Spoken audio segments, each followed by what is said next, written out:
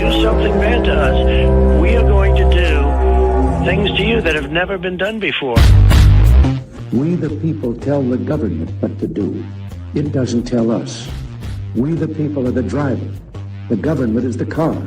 And we decide where it should go and by what route to do. We the people are free.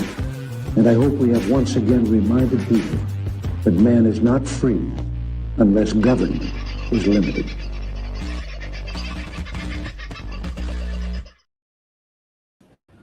Well, there we go. Popped up in the corner. Bring me up the whole side. How are you, folks? Having a bloody good sort of a Thursday, isn't it? I don't know. I get lost with the days some days. Why? Because I'm spending a lot of nights doing a lot of weird, strange things, not necessarily sleeping, unfortunately. I am watching a lot of things happening with the bullion market as the world progresses. We are in historic times. What can I tell you? Ainslie Bullion today, right now, is trading at a spot price of $165.72, but you won't get an ounce of silver for $165.72 at Ainslie Bullion or anywhere else for that matter. Ainslie Bullion, as far as I have seen, are the cheapest ounces of silver that you can buy in the country at the moment. I've looked at a lot of bullion dealers in a lot of different parts of the country.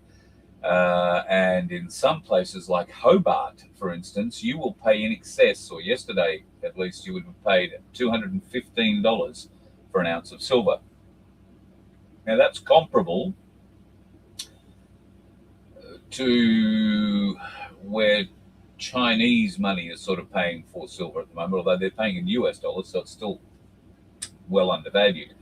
But also I've seen videos put out by bullion dealers in various parts of the country. These are small dealers, obviously. They are announcing that they cannot get stock for some months. I noticed that one of the big bullion dealers in Sydney has put up a note that said if you want to buy, I can't remember, they were quite sizable bars, whether 100 or 1,000 ounce bars, I can't remember. But delivery wasn't expected until the end of March at the earliest. So delivery is tightening up around the country. And for those of you who ordered through ainslieBullion.com.au and you have been in that back order, I have some good news for you. I spoke to Michael Engerman this morning from Ainslie Bullion. They are rushed like never before. Unprecedented is how he described what's going on in bullion offices around the world. But Ainslie Bullion's offices in Melbourne, Brisbane and the Gold Coast are certainly no exception. There are people lined up out the door at all of the bullion offices everywhere in the country. You've probably seen pictures of people on the streets of Sydney. That is also happening in Brisbane. I don't know that they're out the street and down into the underground car park quite yet at the Gold Coast, but they are certainly lining up there too. Get in early is my advice, rather than waiting until the afternoon. And there's a reason for that. Ainslie Bullion have announced they are going to tighten their day trading hours because they are simply unable, with the current amount of staff that they have, and they've been putting on staff almost constantly since they came back, they are unable to provide the service that they wish to provide to all Ainslie customers with the amount of time available every day and the amount of people. So they are limiting their opening hours in all of their offices, that's the Gold Coast, Brisbane and Melbourne, from 9 till 4. They're going back to 9 to 3 trading. So the doors will only be open from 9 in the morning till 3 in the afternoon from next Monday until further notice. I can tell you that if you are going into an Ainslie office, can't vouch for the Gold Coast, but certainly Melbourne and Brisbane, if you are thinking of turning up at 3:30 in the afternoon and hoping to be seen before 4 o'clock when they ordinarily close their doors, you are going to be greeted by a line of people who are back up to the elevators, and you are not going to be seen that day. So if you're thinking you're going to turn up at 3:30, I wouldn't bother, because you're just not going to, they're not going to have enough time to see you and do everything else that they have to do when they close the doors. So bear that in mind. If you're going, go early. Otherwise, take full advantage of Ainslie's online service. where you can buy particularly and have it delivered. Now, people say, well, that's fine. What if I want to sell? What if I want to sell? Well, we've often spoken about having your silver in your hand. Obviously, a lot of people feel that's definitely the way to go. And I would agree. It's much better to have it in your hand than not have it in your hand. However, in times where there is this sort of volatile price changing in silver and gold bullion markets, I don't give financial advice, but my observations have been from personal experience only that there have been times where I've wished I might have been able to just make a phone call or send an email that says, listen, can you sell a bit of my silver and buy some gold with it? Or vice versa. I don't have any gold, but you understand the process. If I want to do that now, I have to go and take, my few coins into Ainslie Bullion, which means at the moment a 45-minute drive or longer, depending on which office I go to, and then probably at least that kind of a wait, if not longer, before I'm seen to be able to exchange my few bits of silver and try and trade it for a bit of gold. I've wasted half a day. I've got to meet some lovely people who are waiting in the queue with me. It hasn't been a wasted day by any stretch of the imagination. I shouldn't put it that way, but I could have maybe done better things with it. If that's you, then maybe you need to make one trip into your local Ainslie Bullion dealer and take a certain amount of silver in that you're prepared to put into unallocated silver, and that way you can then trade it just with a phone call or a email, and you can swap your silver out for the appropriate amount of gold or vice versa. You can do this with the token system using crypto as well, and I urge you to go and have a look at Vince's show on FBN, the CoinSpot show, where Coin Toss show, I beg your pardon, where he spoke with Matt from Ainslie Bullion recently, and they spoke about how they have been able to tokenize gold and silver to enable you, pardon me, to buy tokenized gold and silver through crypto sales. You can also trade your gold and silver back into crypto or into cash or vice versa, all those sorts of things. So it's a great way if you've got a bit of crypto. You can trade in that token space, and you don't have to be lined up in a queue to do any of it. You do it all through the Ainslie portal. I have also discovered that using your Ainslie Saver account can also work this way. Now, you've heard me talk about the Ainslie Saver account, and I'm embarrassed to admit that up until 2 days ago, I hadn't started it. I hadn't started one. I've been telling you for a year to go and do it. But I received an email from somebody the other day that touched me deeply, and I passed that on to Ainslie Bullion as well. I haven't got permission to read it out for you, but what I will do is paraphrase it. And it basically said, I'm on a carer's pension, so I don't get very much money. I heard about you talking about the Ainslie Saver account just after it started, and I joined it. I've been putting in, I think it was $100 a fortnight since then. And I looked in my account today to find that I had over $6,000 worth of gold and silver to my name.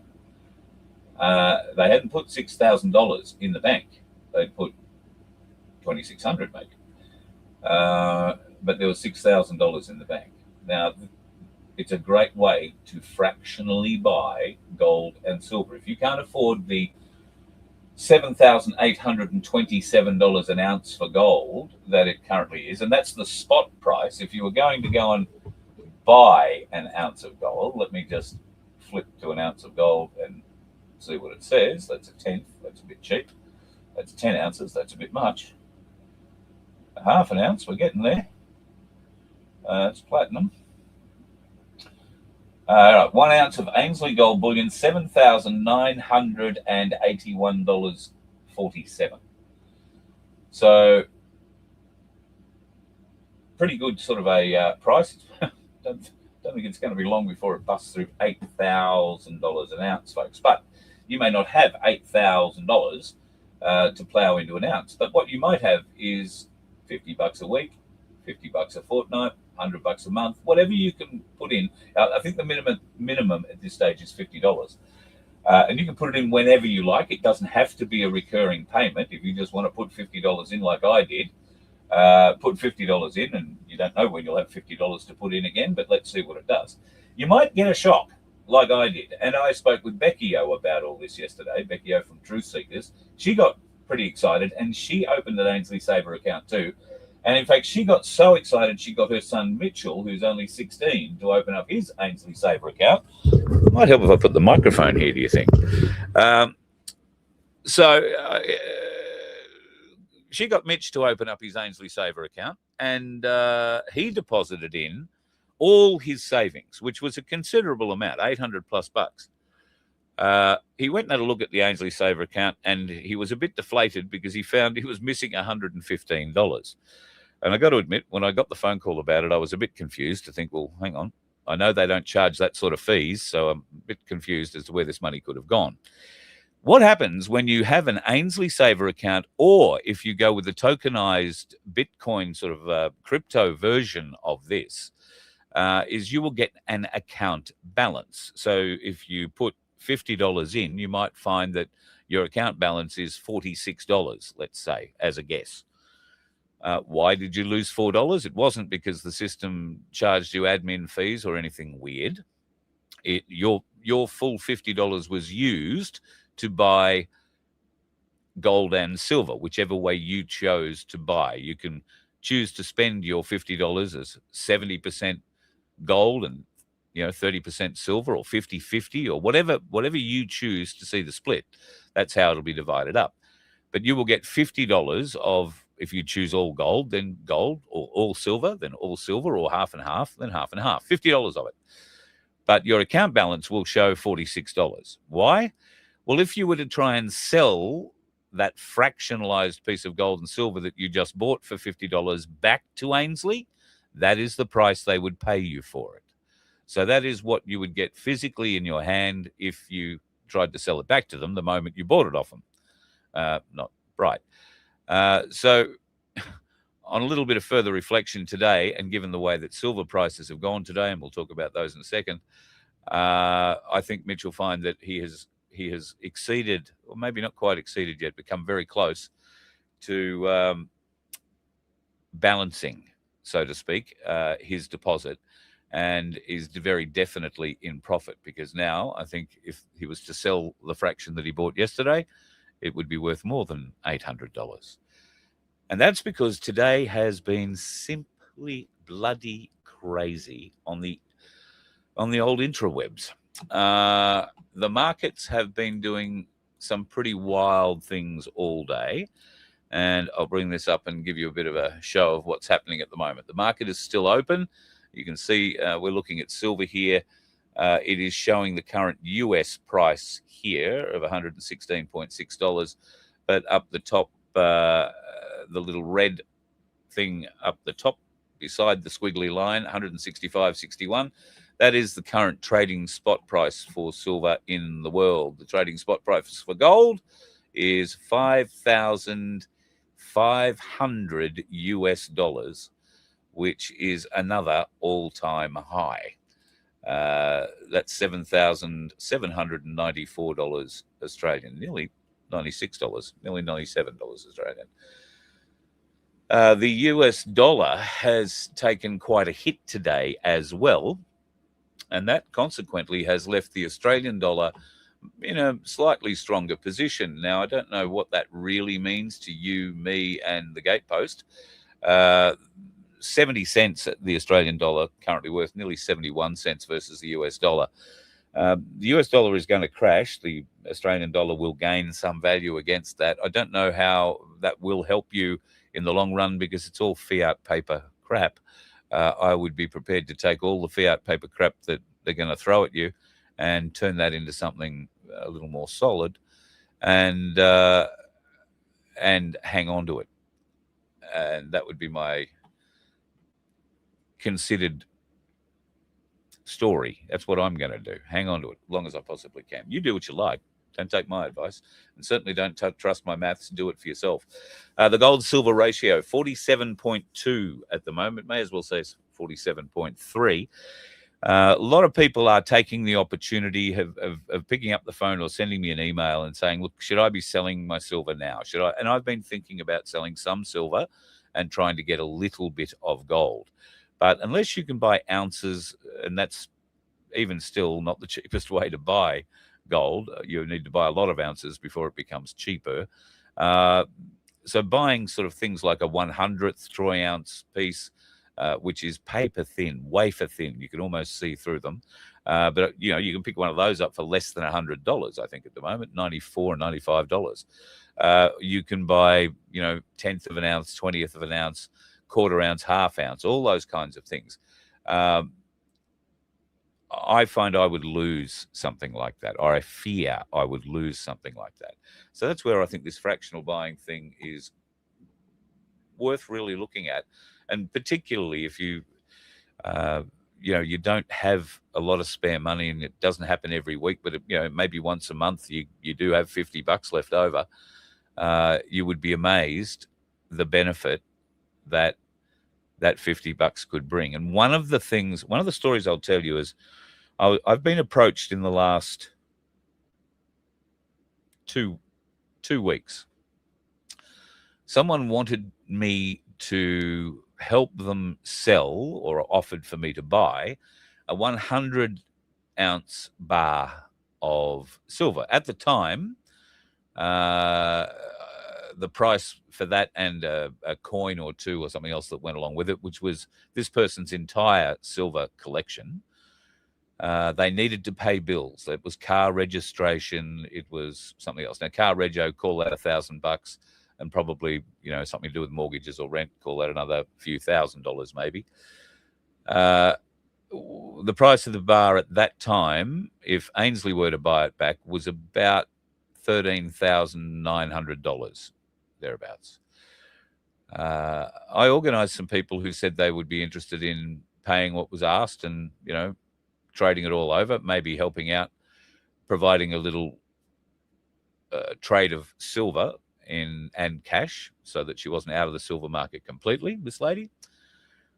I hope that she found another way, because in the 2 weeks since all that sort of happened, that same bar has picked up $7,000 in value.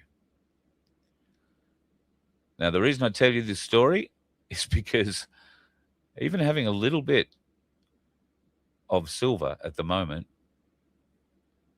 makes a big difference. And all indications are, while a pullback, and Michael from Ainslie Bullion, the CEO, who you'd imagine knows much more intelligent people than me in this regard, he warned me this morning. He said there will be a pullback, Carl, and it will be a strong pullback. He said, I don't know when it will be. He said, I've picked it twice for it to come twice, and it's those times have come and gone without there being a pullback at all. So the market is not working towards or working along the lines of what people would historically think. It is behaving differently, but it's also showing signs of similarity. Just on the scale is what is different. Okay, so the massive uplifts on a daily basis and the massive drops. So we saw 2 days ago that the price lifted to $117 US an ounce and plummeted back down to 103. Now, it's taken 2 days to recover, but we are now, what were we showing there before, 117 again?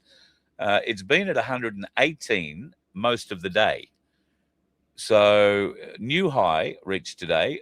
At the moment, it's at 115, 116 US dollars. Now, that's indicating there's a bit of downward pressure on it at the moment. Is it going to go and plummet and drop 20 to 30%? They were the figures that Michael Engerman quoted me this morning. This pullback, or a pullback, the big pullback, could be 20 to 30%. That's nothing to freak out about. He said it's a natural event and it should be expected. So those people who are what we're calling riding the bull will be watching for signs of that event. And the market has shown that. If you are very edgy and thinking, oh, look, I want to sell all my silver before it all drops price, and you happen to be watching that ticker that I showed you earlier, which you can pick up for free, by the way, at tradingview.com.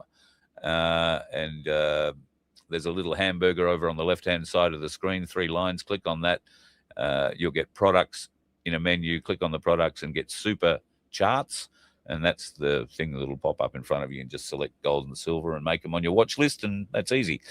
You can keep an eye on it yourself. But you could drive yourself crazy if you are nervous about missing out on the gains that you've already got. Because if you were watching the other day and it hit at $117 US and you had paid effectively, $30 US for your coins or your silver, that is a hell of a great, depending on how much of you got, a great windfall. And you might have thought when you saw it start to plummet, and over the course of an hour it dropped $15 an ounce, you might have started to sell. Most of you, I don't think, did. Most of you are clever enough not to, because while it did go down, it bounced back again. It had recovered most of what it had lost, or at least over half of what it had lost by the end of trading that day. And since then, it's just been steadily stepping up. It'll grow a bit, fall a bit, grow a bit further, fall a bit less, grow a bit further, fall a bit less. So stick with it, folks. It's riding the bull, up, down, and all around. And it's very exciting times. While I don't offer advice, I have been asked my thoughts on if you're going to take your silver or gold out of silver and gold, you're going to put it back into fiat and do something with it. I've been asked, what should I do with it? Or what should you do with it? Look, that really depends on you. If you don't have to access your gold and silver at the moment, I wouldn't for any reason. But if you happen to have enough of it right now, given that the whole market has gone the way it's gone, and what used to be, call it a modest silver holding, has now grown into an exceptional silver holding, then I would suggest, no, I wouldn't suggest, I don't make suggestions, but if I was in that position and I owned a house, I would look at selling some of that windfall silver and gold money to pay the house off. That then becomes a tangible earning asset for you, like the gold and silver is. Using a house or using something, if you invest your gold and silver earnings into something else that is going to earn for you, then I would think it's probably a reasonable discussion to have in your circumstances. But if you're going out to buy a new car just because you can, and you want to go and buy some flash car just because you can, well, all well and good, but be prepared. That car isn't going to earn value unless, of course, it is a collectible or, has something of historic value or whatever. Now, there are plenty of great collectible cars, and it is a great way to store your wealth in other ways. It's a bit like art. You can invest in paintings and all that sort of stuff if they are going to appreciate. And I don't know enough about art or cars to advise you on either. Not that I give advice, but don't take your winnings and think I'm going out for a big night at the RSL and shove them down a pokey, for God's sake. Don't take them to a car yard unless you are in desperate need of a reliable vehicle, and you don't have to have the latest Mercedes-Benz or the latest Audi. but you could get away with a good, reliable, second-hand Hyundai, then do it. Because you want to keep as much of your gold and silver earning for you as you can at the moment, because I think there is a lot more earning capacity in that than there is in land or anything else at the moment. Unless you can pay off your property, I would urge you to do that if that was a thing for you. Owning it, even if you don't really own it at this stage, is probably still better than having the banks have an interest in you at all. So if you can get the banks out of your life, get rid of all your debt, maybe. I'd be inclined not to spend my gold and silver on paying off debt. I'd be more inclined to put it into something that is going to make money for me. And if I can't put it into something that's going to make money for me, leave it where it is, where it's doing what? Oh, yeah, it's making money for me. Just saying. Now, a whole heap of you, I know, took the advice and you bought some gold and silver, and right now you're probably rubbing your hands together and you've just said, gee, Carl, that's probably reasonable advice you've just given me. I'm going to tell you to do something else now, completely against what I've just told you to do. But this will be a fun thing to do. You could, if you so chose, you could take a very small amount of the money you have accumulated through the advice that you've found through the Voice of Freedom and Cass and Vince and the rest of the team, and you could come and join us on a cruise in May. That's the cruise at the front of the show. I keep putting up. Now, we've got quite a little group coming. It's only a 4-day cruise. It's $13 or so $100 for a balcony room if you want something like that for 2 people. It's only 4 days up to Ainslie Beach and back. And we've got quite a little crew. Greg, Waptha, I won't go through everybody, but Alan and Connie are coming, and I'm trying to twist the arm of Sandy and Baz, although they have family commitments around different times further up north, so it's difficult. Oh, speaking of Sandy and Baz, I was speaking to her just before the show this evening. She wants to pass on her best to everybody. They have been flat out at the Sanctuary this week. She hasn't been able to get into the shows. Baz was out whippersnippering at 8 o'clock last night still. They're starting, at 3 o'clock in the morning and not finishing until 9 o'clock at the night at the moment. They are absolutely run ragged. Of course, at this time of year, a lot of their volunteers aren't volunteering because they're on holidays. So there is a fair bit to be done out there at the property at the moment. The Sanctuary is currently hosting, I think it's 108 donkeys. And I think there's 8 of those or 7 of those in care in the ICU, one of which is needing a fair bit of care. So Sandy's been heavily involved with that. We know, God love her, the big garage sale that was on over the Australia Day long weekend was of a moderate success. Sandy just basically says, I always pick days where it turns into 40-degree stinkers and everybody stays at home and sits in the air conditioning. So you never know. There still might be a bargain or 2 left if you want to contact Sandy through the Donkey Sanctuary and pick up something there. But she was pretty happy with the results at any rate. God love her. And we have sent off her share of the lottery winnings, so to speak. We do have, as you've probably seen, a new lottery running. $750 up for grabs once again. No silver this time round because we can't afford to give you the Byron Bobs. And in fact, Ainslie, I notice, have taken them off their website at the moment because it'll be a little while before they'll be able to stock the Byron Bobs again. That only adds to their value as far as I'm concerned. So bear that in mind.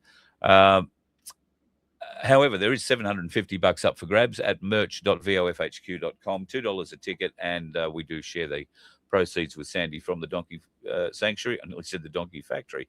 It's a nasty slip of the tongue. I mentioned that Ainslie trading hours are going 9 till 3 from next Monday, so make sure you're in there for that. Now let's get into something that I found very interesting.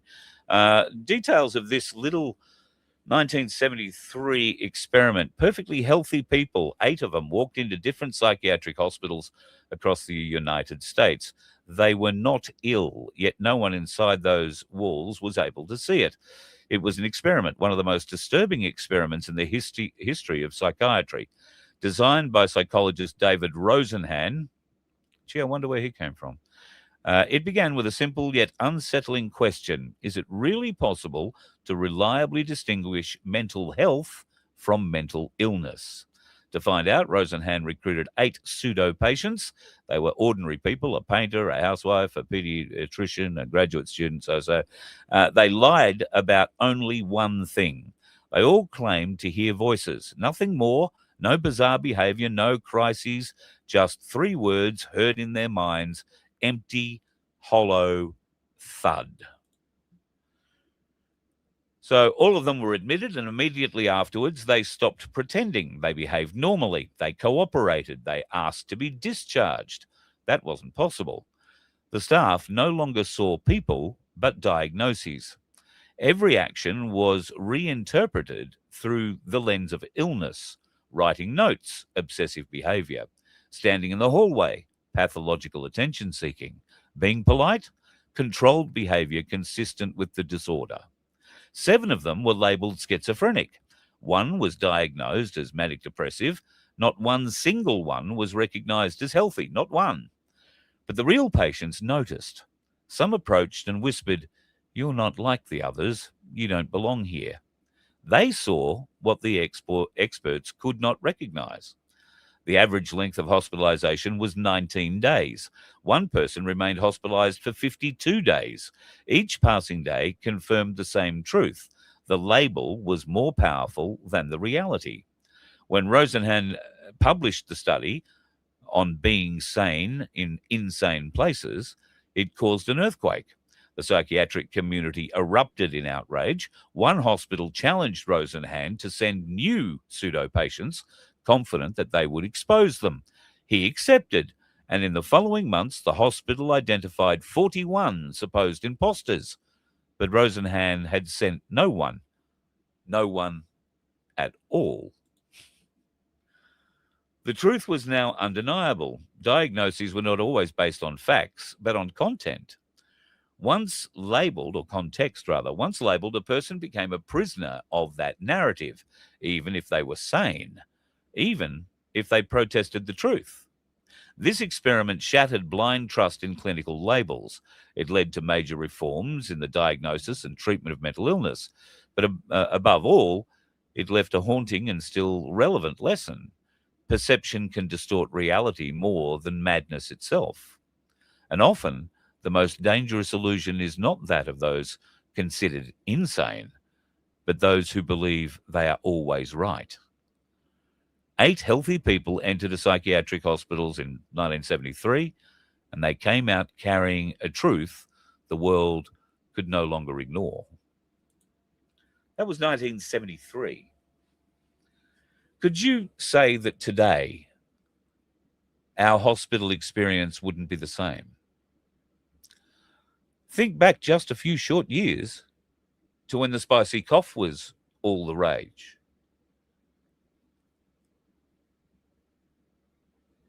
You're starting to get the link? Whether you had it or not, you had it. The diagnoses didn't matter. They were told, though you were already diagnosed. The evidence of that diagnosis didn't matter.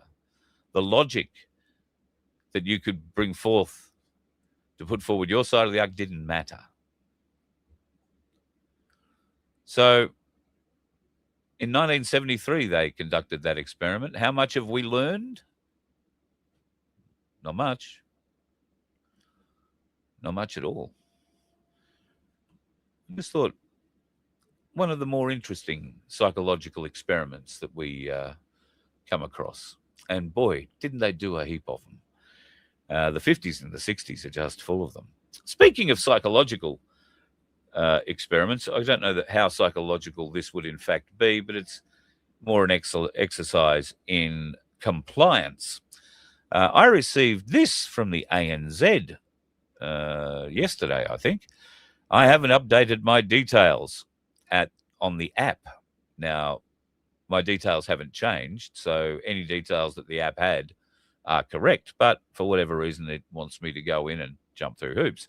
If I don't update by March 3rd, my banking services may be impacted.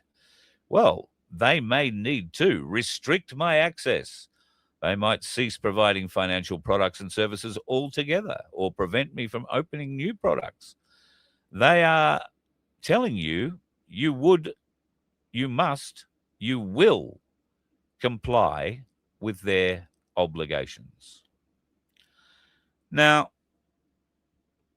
right now, the ANZ is simply asking for me to make sure that my address is the address that I say my address is, and my phone number, I guess, and that my name hasn't changed and all that kind of crap. But if I refuse, for whatever reason, to go into the app and tick the little box that says, yes, all that's the same, or whatever, they are going to potentially restrict my services, restrict my ability to access my own money, restrict my ability to use their cards because they own the cards, not me, and maybe unplug me completely from the bank. I don't know. There was no mention of them returning any money that might be in the accounts there. I'm sure they would, because without it, that'd be theft. And I'm sure this is something that all the banks are doing. But what happens when the next letter comes out that says, we notice that you've spent X amount of thousands of dollars, you've removed it in cash, and you've put it somewhere. We require you to tell us where you've put it. Or we're going to restrict your banking services. You'll no longer be able to use us to hold whatever fiat bullshit paper product they deal in will be. Now, we'll probably say, great, thanks, piss off. But there'll be those people that will frighten the hell out of some people because they've had a bank they could rely on who was supposedly their friend all their lives. That's the only place where you could keep your money and have it be safe. And that's probably was the truth at one stage. But now the bankers have turned into the thieves. They're doing everything they can to keep your cash from you. And it won't be long before they ask you to comply with something that you don't want to comply with. That's when you probably need a fistful of Byron Bobs so that you can pay for your smalls, if you like. I think the last time I looked, each one of those Byron Bobs is worth close to $21. So walking into a little place and having breakfast where you might spend $40 to $50 for two people to have nice breakfast and coffees and a juice each, you could throw over 3 of those, include it in the tip, and by the time you've walked out the door, the bloke who you've just paid with it has made money on the deal. The silver still keeps making money. He just takes out whatever the bacon, eggs, and coffee cost him. His profit keeps making him money. That's where it's so good for traders to start trading in silver and gold. Florida have introduced it now as a legal form of trade. I think that's about the 8th or 9th, might even be more than that now, states in America who have returned to a gold and silver standard and will accept gold and silver as currency over the table. And you can do it here too. And if you've got a business, I urge you to put a sign up somewhere. I urge you to put a sign up somewhere that says, I accept silver and gold. If you want to do a trade, I'll trade silver and gold. You watch people come out of the woodwork, all right? And it's good value. Nobody's ripping anybody off here. It's good value, and it will prove to you that the alternate, I was going to say QFS, but it won't be quite like this, works. But it will be based on silver and gold. So handy little play. Handy little play. Donald Trump has officially had America exit the World Health Organization. Can I have a round of applause, please? Yay. He gave them notice a year ago and said that they would be leaving about now. And clearly he's followed through. The American people, at least the ones that are currently thinking, are very supportive of this move, and the Democrats, of course, have gone purple in the face over it, as they normally would. Of course, in Australia, the people have wanted to exit the WHO, the WEF, and the UN pretty much solidly, I believe, for the last 3 or 4 years. I think we've had an underlying social feeling of it for the last 10 or more, but I think the people's vote has swung much more in favour of getting out of all of them the last 3 to 5 years than ever before. And I think the majority of Australians want to be out of those organisations.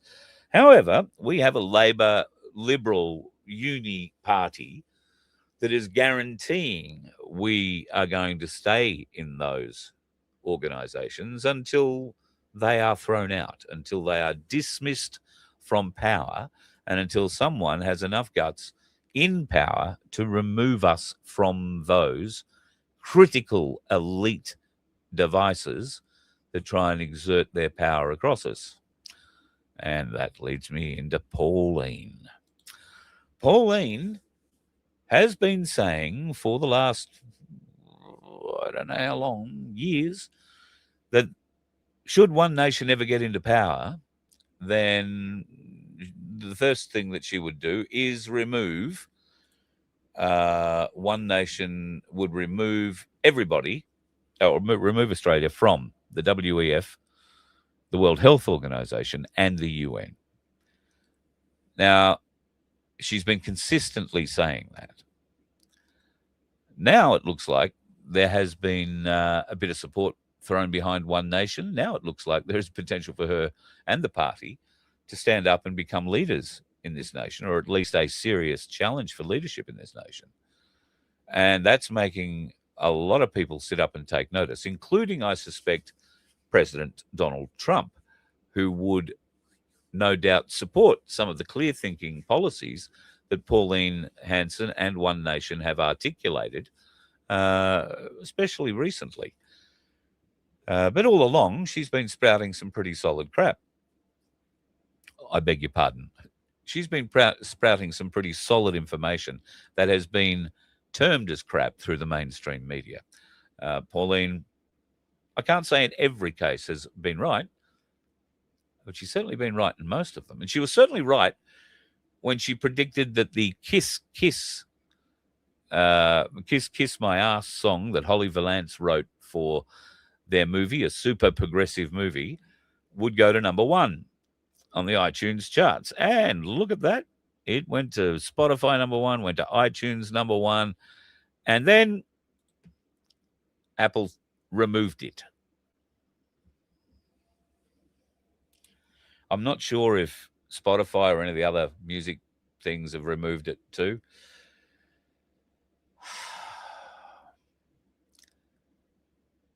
What they clearly don't understand is that by banning a song like that, by removing a song like that, they are simply showing themselves for what they really are, which are topics of that song. The control they want to exert, the super progressives. And the super progressives moved very hard in Melbourne to ban the movie. But it didn't work.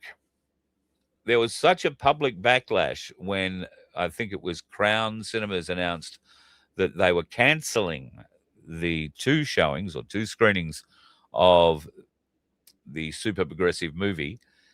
There was such a backlash, and Pauline and the One Nation crew obviously tipped into that pretty hard as well, that all of that got wiped out. Oh, yes, okay, all right, no worries, we'll put it on. So the weak-gutted corporate Crown organisation in Melbourne nearly bowed to the super progressives of Melbourne. And let's face it, that is lefty-lovey heartland, you blue-haired, pink-nosed, bloody pierced-nosed cards. But anyway, you lost. Happily, you lost. And Pauline today put out a statement on Facebook, which I'm going to read to you here. Pardon the side of my face. This is probably not my best side, and I need a haircut, I know. All right, so here's what Pauline had to say today under the guise of what is a major One Nation update. Thank you for your continued support. Credible national polling companies now show One Nation has overtaken the Liberal Party, with Pauline Hanson emerging as the preferred Prime Minister ahead of the Liberal leader. We're now closing the gap on Labor, and we firmly believe Australians are ready to place their trust in us rather than the radical left. This moment has been achieved because of supporters like you. Every step forward has been empowered by our grassroots movement. Thank you. In a matter of months, One Nation has gone from being a minor party to a major political force. Rapid growth brings challenges, but they are the right kind of challenges to have. One of the next major tasks before us is the federal candidate pre-selection process. We're absolutely committed to ensuring our candidates are genuinely local and deeply connected to their communities. Local branches will choose candidates. With nearly 150 branches nationwide, the challenge lies in training and resourcing each branch to confidently manage and present strong local candidates. Work on this is already underway. It's also encouraging to see branches beginning to develop policy ideas. Head Office is building a clear process for debating proposals, refining them, and putting them to a vote of our grassroots membership. Managing this at scale is complex, but again, it is a sign of a healthy and growing movement. Since the May election, One Nation has experienced membership growth of almost 600%. This far exceeded our original projections. On current figures, we expect membership growth to reach 1,000% around early May this year. The speed at which Australians are turning away from the major parties has been extraordinary. Membership cards. We're currently welcoming thousands of new members each week, often following the release of fresh polling. While this is a tremendous sign of momentum, it has delayed the issuing of physical membership cards. As a temporary measure, we'll be issuing electronic membership cards while we build a system capable of handling this unprecedented volume. We're also employing a dedicated membership officer commencing in the coming weeks, whose role will be to respond to membership inquiries and ensure every member is heard, supported, and issued their card. The role will strengthen the existing branch organiser position, which has been in place since last October. There's new merchandise on their way. Their small factory is now operating at full capacity, with a new team employed this week to clear the backlog of orders that they have. They now have over 150 federal branches established or in the final stages of establishment. That's right across the country. A new website listing each branch and its branch coordinator is currently in testing. As the growth continues, the site has needed some constant expansion, but it will be relaunched shortly. Branch meetings have also grown rapidly. Where meetings once drew 20 to 30 people, many now attract 100 to 150 people. Managing this growth will require changes, and we may need to move beyond federal electorate-based structures into more localised suburban or township groups sooner than expected. That's an interesting point. In the meantime, we ask that you continue attending branch meetings and support your branch coordinators as we train and equip them to manage larger gatherings.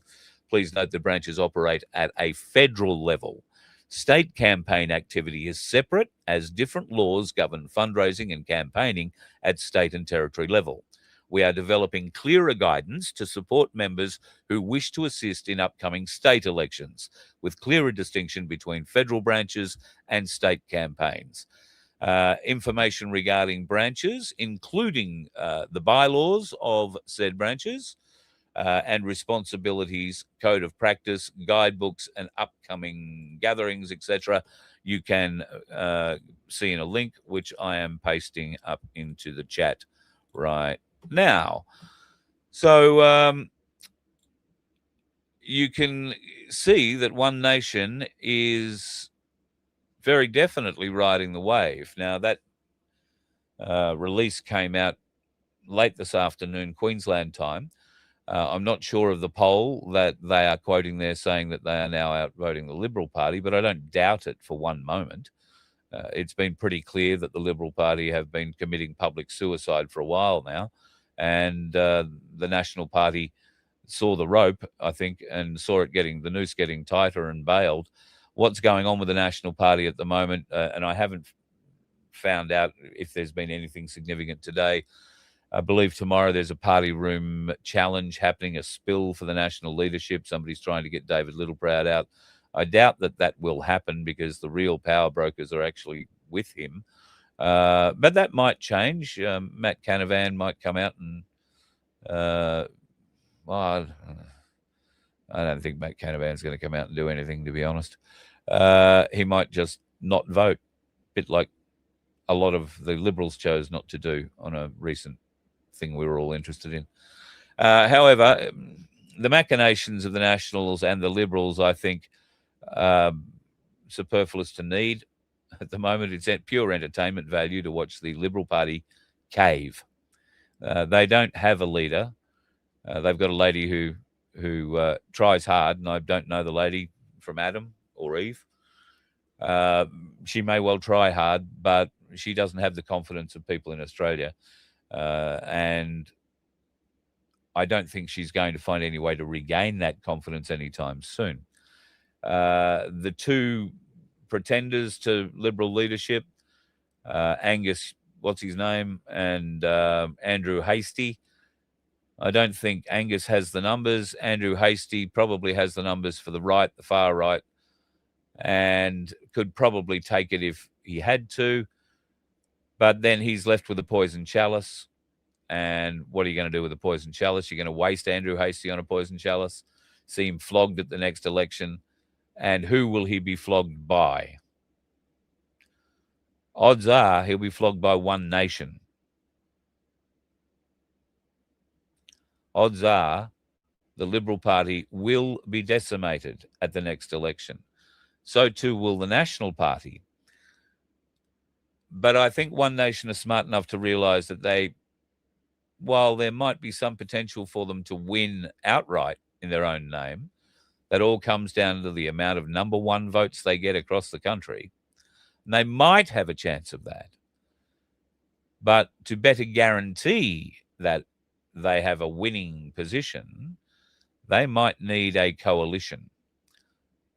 A coalition made up of, I don't know, certain members of the Liberal and National Party who no longer agree with those people who are running those parties, who seem to have lost the vision of where those parties started and who they were started to protect and work for. The Nationals have completely forgotten their roots, as far as I'm concerned. They came from what used to be called the Country Party. Doug Anthony had been turning in his grave. The Nationals were all about protecting the interests of the man on the land, protecting the food producers of this nation, and protecting some of the biggest export industries that we had in this nation, wheat and wool. What have they done? They failed. They failed their constituents. They failed the agricultural industry. They failed the Australian people. Now, like all rats on sinking ships, these bastards are trying to find a bit of rope to run down and a bit of flotsam to float on that might save them until the One Nation boat pulls up beside them and picks them up. Well, I'm sure the One Nation boat might pick a few up, but I'm equally as sure they might leave a couple to the sharks, where they'll probably handle themselves quite well. Bastards. Speaking of bastards, Victorian police. A lot of the good Victorian police have left the Victoria Police. And when I say a lot, I mean a lot. Like every other police force in this country, Victoria Police have been advertising extensively for new recruits. Please come be a copper. Come and have a life of eternal abuse and moderate training. Put yourself in physical danger. Set yourself up for PTSD for life.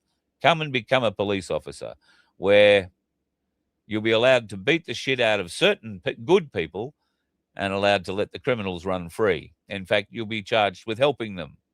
Would you like that sort of a job?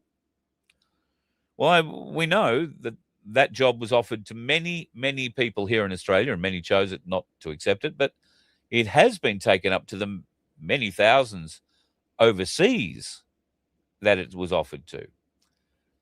Yeah, you could come to Australia, jump the queue, and become a police officer.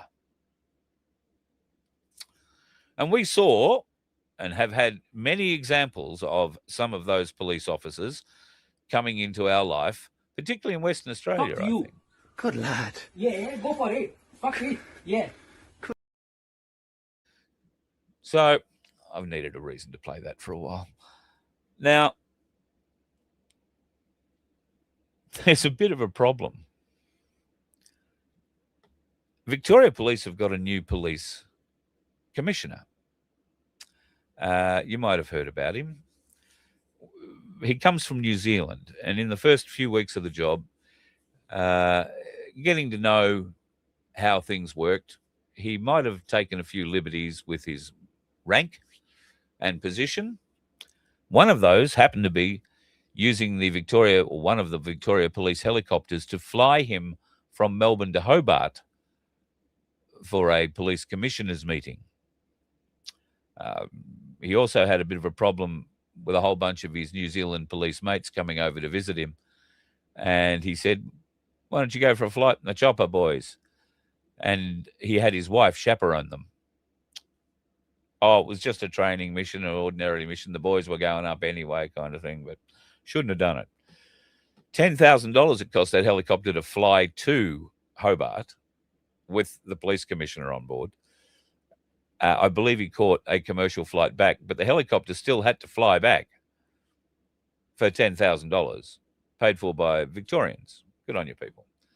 Anyway, this bloke's a Kiwi, now in charge of the Victoria Police Force. He is a Kiwi. But we have a problem. Mike Bush won't be able to hold a gun license.